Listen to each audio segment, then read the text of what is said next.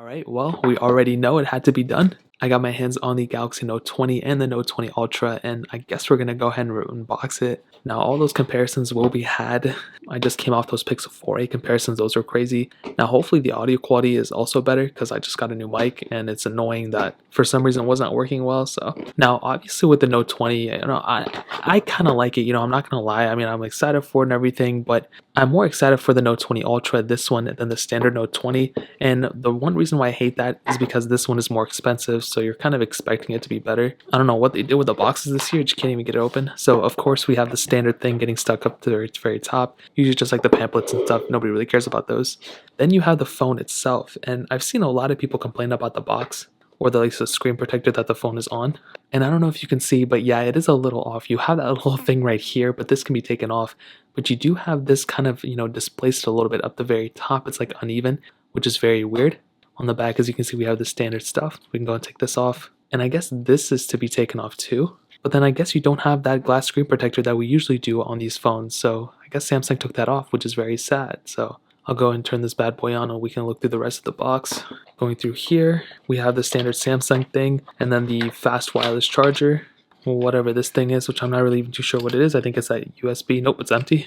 And then I'm guessing headphones. Oh, so we don't have headphones this time. They took those out, but we do have the charger. So, they took out the headphones, which is okay. I never really liked those headphones. Were okay. Those actually headphones were really good for being inbuilt headphones, but I never really used them that often. And that's really it, all we have in the box. Now, for the phone itself, as you can see, we have that ginormous screen. I mean, it's a pretty big phone, and unfortunately, it does seem pretty top heavy. So if I wasn't holding it like this, if I was holding it like this, I could definitely see it kind of falling a little bit. On the bottom, you can see USB Type-C as well as the S Pen. So let's go and take this bad boy out. And as you can see, still clicking, still perfectly fine for the most part. We can shove this bad boy back in here. The side, the waterfall edge does seem a little bit more pertinent and a little bit more in your face than the previous one. And on the back, the glass back, I'm assuming it feels like the frosted glass back. I don't know if this is the glass-tick glass, whatever they're talking about. And that triple camera setup. And bro, this triple camera setup is crazy big. This is a humongous module. I mean, look at that. That thing is like almost the same thickness as the phone itself. Hopefully this camera is good. We'll take a look at it eventually. I'm going to quickly go through this whole entire setup. Shouldn't probably take too long.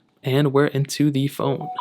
And as you can see, this is usually what we have. I don't know if that 90 hertz is already on. Let me go ahead and see. And I think it is actually on it. Or the 120 hertz, I think. I don't even remember. Okay, motion smoothness. Let's just do standard, or let's do adaptive. And I guess we can't do a 90 hertz, so we can go to the 120 hertz. And I mean, right out the gate, beautiful looking screen. It's going to be a great performing phone. Everything's going to be good with it. But for that, whatever I paid for, $1,200, $1,300, I'm curious to see how it compares to all those other phones, like the S20 Ultra, the 11 Pro Maxes, eventually with the iPhone 12s, whenever those come out. It's going to be very interesting to see how those all compare. So that's really pretty much it for the most part. If you guys have any questions or anything like that, or you want to see specific videos and comparisons and all that stuff, let me know in the comment section below so I can eventually do those. The like button if you guys want to do that. But definitely hit that subscribe button. Every single subscriber that we get really does count. So it means so much if you guys can hit that. Also check out the other links down in the description as well. My Twitter, my Instagram, my second channel. More importantly than everything else, I love every single one of you guys. Hopefully I'll catch you guys in the next video. Peace out till then.